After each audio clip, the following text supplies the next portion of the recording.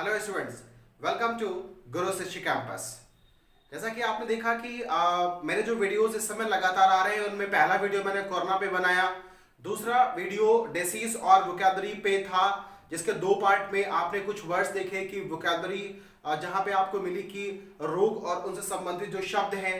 आज मैं एक और वीडियो लेकर के आया हूं जो कि कोरोना से ही संबंधित कहीं ना कहीं है कि जब भी कभी इस तरह की जो चीजें हैं जिनमें कौन कौन सा है, कफ है, कोल्ड है, फीवर है यानी खांसी है और आपका सर्दी है और बुखार है, और इन सब चीजों से संबंधित कुछ ऐसे कॉमन टर्म हैं जो कुछ आपको पता होने चाहिए। ये आपके एग्जामिनेशन में भी आते हैं, आप जो स्टूडेंट हमारे देखते हैं उनके एग्जामिनेशन में भी आते हैं, और ये कॉमन टर्म है जो कि हमारे जो जनरल लोग हैं उनको भी पता होना चाहिए, सो दैट कि हम कभी डॉक्टर के पास जा रहे हैं और अगर डॉक्टर हमें से ऐसा कुछ कहता है तो हम ये पता कर सके, जान सके कि डॉक्टर एक्चुअली में किस तरह की बात कर रहा है।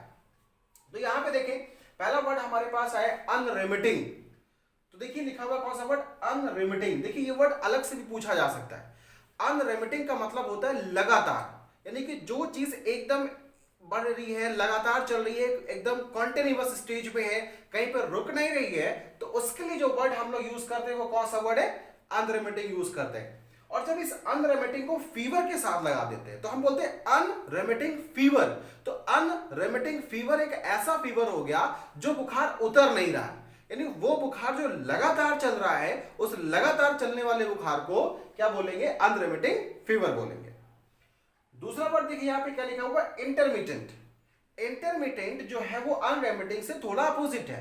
इंटरमिटेंट का मतलब होता है रुक रुक कर, यानी कोई चीज एक साथ ना होकर के जब रुक रुक के होती है तो उसे हम लोग बोलते हैं इंटरमिटेंट। इंटरमिटेंट जो वर्ड है वो रेन के साथ भी इस्तेमाल होता है, यानी पानी बरस रहा है, रुक रहा है, फिर बरस रहा है, फिर रुक गया, तो इंटरमिटेंट रेन बोल सकते हैं। और इसी फॉर्म में अगर इंटरमिटेंट फीवर बोल दिया जाए तो इंटरमिटेंट फीवर किस तरह का फीवर होगा कि अभी फीवर है, 2 दिन चढ़ा, फिर उतर गया, फिर आया, फिर गया।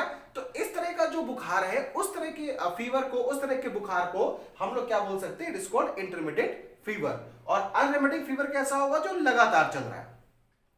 तीसरा वर्ड देखें तो हमारे पास कौन सा वर्ड आ रहा है, एग्यू। सबसे पहले जिसका प्रोनाउंसिएशन देखिए, क्या लिखा हुआ है, एग्यू। इट्स नॉट ऑग या कुछ और नहीं पढ़ना है, ए को पूरा पढ़ना है, फिर ग्यू पढ़ना है, तो वर्ड हो गया हमारे पास एग्यू। देखिए एग्यू जो वर्ड है वो डायरेक्टली इक्वल है फीवर के, यानी बुखार के लिए एक वर्ड और यूज कर सकते हैं। क्या यूज कर सकते हैं, एग्यू यूज कर सकते हैं।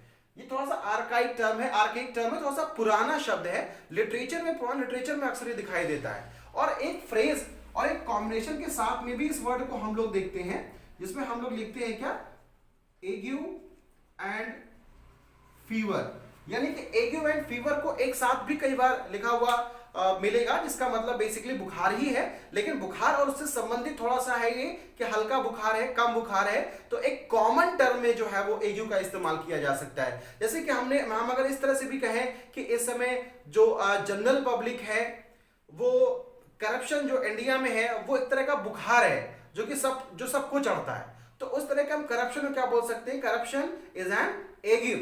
तो हम इस तरह से इस वर्ड का इस्तेमाल कर सकते हैं। साथ में ये वर्ड जो है वो डायरेक्टली इक्वल है किसके, फीवर के। तो एग्यू या फीवर दोनों बराबर के शब्द हो गए। नेक्स्ट वर्ड देखिए हमारे पास क्या लिखा हुआ है, ट्रेंच लिखा हुआ है। अगर ट्रेंच को हम जनरल जाके देखें कि इसका मतलब क्या होता है, तो ट्रेंच जो है माउंटेन्स के बीच में जो खाई होती है, जो पहाड़ों के बीच में जो गर्त होता है, उसके लिए हम लोग वर्ड कौन सा यूज करते हैं, ट्रेंच वर्ड यूज करते हैं। अब जो ट्रेंच है, अगर इस ट्रेंच को फीवर के साथ लगा देते हैं तो वर्ड बन जाता है ट्रेंच फीवर। तो ट्रेंच फीवर कैसा फीवर है, ट्रेंच फीवर बेसिकली एक और कॉमन नेम से मशहूर है, जिसे हम लोग कहते हैं 5 day fever. It is called what, 5 day fever, ये 5 दिनों का बुखार। तो जो ये ट्रेंच फीवर रहा, ये बेसिकली कैसे आया, इसके पीछे एक इंटरेस्टिंग कहानी है। जब वर्ल्ड वॉर हो रहा था, जो पहला वर्ल्ड वॉर था, उस फर्स्ट वर्ल्ड वॉर में जो हमारे सैनिक थे, सोल्जर्स थे, वो माउंटेन पे छुपे हुए थे, माउंटेन के बीच में ट्रेंच में छुपे हुए थे। उसी दौरान उन्हें बुखार आना शुरू हुआ, जो कि 5 डेज का एक रूटीन लेकर के आया था। उसी वजह से इस बुखार को हम लोग क्या बोलते हैं, ट्रेंच फीवर कहते हैं। क्या ध्यान रखना है यहां पर कि ट्रेंच जो फीवर है वो बेसिकली आता कहां से, चढ़ता कैसे है, तो वो लाइस, LIC, लाइस का मतलब होगा जुएं। ये जो सर में जुएं होते हैं ना, इन जुओं की बॉडी से ये जो वायरस है इसमें वो फैलता है, और इससे क्या होता है कि वो फीवर आता है। तो इसलिए उसका जो नाम रख दिया गया वो ट्रेंच फीवर नाम रख दिया गया। तो वैसे ट्रेंच का मतलब गर्त है, खाई है, लेकिन अगर ट्रेंच फीवर की बात करेंगे तो 5 डे फीवर है। हो सकता है आप एग्जाम में वन वर्ड में कभी पूछ ले कि 5 डे फीवर को और क्या बोल सकते हैं, तो उसे हम लोग क्या बोल सकते हैं, ट्रेंच बोल सकते हैं। नेक्स्ट वर्ड देखिए आपके पास क्या लिखा हुआ, कोराइजा। कोराइजा, कोराइजा के नाम से दवाएं भी आती हैं, हमने कभी देखा होगा। तो कोराइजा जो है उसका बेसिक मतलब होता है बुखार, सर्दी। और सर्दी भी किस तरह की, जो सर्दी है वो कोल्ड, और भी किस तरह का कोल्ड, एक्सट्रीम लेवल का कोल्ड, यानी कि बहुत ज्यादा कोल्ड है, बहुत ज्यादा सर्दी है, यानी कि नाक एकदम बह रही है, छींके लगातार आ रही हैं, आंखों से पानी निकल रहा है। तो इस तरह का जो बुखार है, इस तरह का जो सर्दी है, उसको हम लोग क्या बोलेंगे, कोराइजा बोलेंगे। देखिए अभी तक जब तक कोरोना नहीं आया था, हम कोरोना को नहीं जानते थे, तब तक ऐसी बहुत सारी सिचुएशन हमने देखी हैं, बहुत से लोगों को हमने देखा है जो बहुत ज्यादा छींक रहे हैं, नाक से पानी निकल रहा है, आंख से पानी निकल रहा है, तो उसे हम कोराइजा बोलते हैं। अब आज के डेट में क्या उसका भी एक्सट्रीम फॉर्म आ गया, जहां पे व्यक्ति बच नहीं रहा है, तो उसको हम लोग कोरोना बोल रहे हैं। नेक्स्ट वर्ड देखिए हमारे पास वर्ड आया रूम। इस वर्ड का प्रोनाउंसिएशन ध्यान रखिएगा, ये आपका रूम वर्ड है। आर जैसे कि होता है घरों में कमरे होते हैं, रूम बोलते हैं, उसका प्रोनाउंसिएशन क्या है, रूम है। रूम बेसिकली है क्या, it is a water discharge.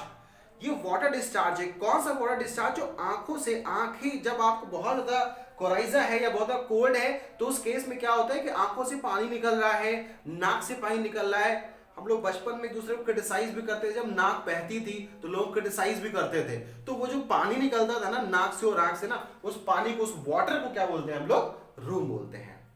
चलिए आगे देखते हैं। नेक्स्ट वर्ड क्या है हमारे पास, हैकिंग कफ। कफ जो होता है उसका मतलब होता है खांसी, और हैकिंग का मतलब होता है काट देने वाला। तो हैकिंग कफ जो होता है, ऐसा कफ होता है, ऐसी खांसी होती है जो कि आपका पूरा गला एकदम काट के रख दे, बहुत ज्यादा खांसी होती है, जिसको सूखी खांसी के नाम से भी जानते हैं, और ये खांसी इतनी जल्दी ठीक नहीं होती है। तो इस तरह के लिए जो खांसी होगी उसको हम लोग क्या बोलेंगे, हैकिंग कफ बोलेंगे। यानी कफ का भी जो एक्सट्रीम वर्जन होगा, एक्सट्रीम फॉर्म होगा, उसे हैकिंग कफ कहा जाएगा, जबकि कोल्ड का जो एक्सट्रीम फॉर्म होगा उसे क्या बोला जाएगा, कोराइजा बोला जाएगा। नेक्स्ट वर्ड देखिए हमारे पास क्या है, वर्ड है फ्लेम। तो फ्लेम जो वर्ड है, PHLEGM, ध्यान रखिए, फ्लेम इसको पढ़ेंगे, क्या मतलब इसका, बलगम। तो फ्लेम की जांच भी होती है, और जो है फ्लेम की जांच से बहुत कुछ पता चलता है, टीवी वगैरह पता चलती है, और आजकल भाई ये माहौल ही चल रहा है, तो एक जनरल वर्ड है, हालांकि हो सकता है हमें आपको पता भी हो, लेकिन फिर भी मैंने इसको यहाँ पे मेंशन इसलिए कर दिया ताकि अगर नहीं भी पता है तो उसको जान लीजिए कि बलगम है। बलगम थोड़ा बोलने में ऑड भी लगता है, इसलिए आज से हम लोग क्या यूज कर सकते हैं, फ्लेम यूज करिए, सीधी सी बात। नेक्स्ट वर्ड देखिए हमारे पास क्या लिखा, सोर थ्रोट लिखा हुआ है। तो सोर थ्रोट, थ्रोट मींस होता है गला, तो गला से पहले, गला ठीक है, गले से पहले कौन सा वर्ड है, सोर थ्रोट आ गया।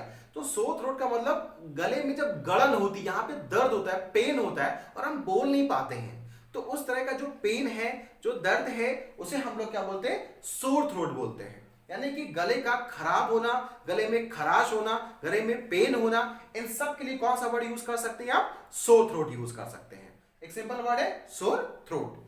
नेक्स्ट वर्ड देखिए आपके पास क्या है, हॉर्स आ गया।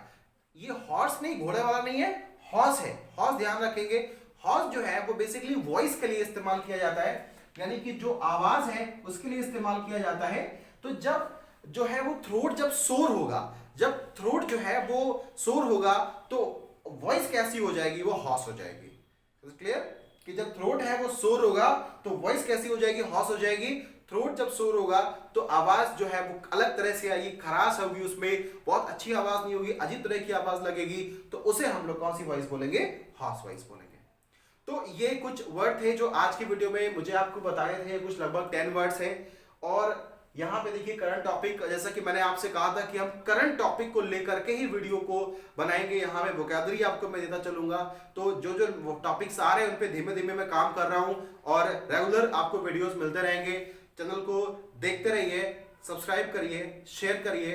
और एक और इन्फॉर्मेशन कि अगर आप इसका PDF फॉर्म चाहते हैं, यहाँ से आप जो वर्ड लिखे हुए हैं इनको आप जो है वो डेफिनेशन के फॉर्म में देना चाहते हैं, तो आप टेलीग्राम पे गुरु शिष्य कैंपस के नाम से चैनल है, उसी चैनल को जाके आप ज्वाइन कर सकते हैं, जहां से आप उसका PDF ले सकते हैं।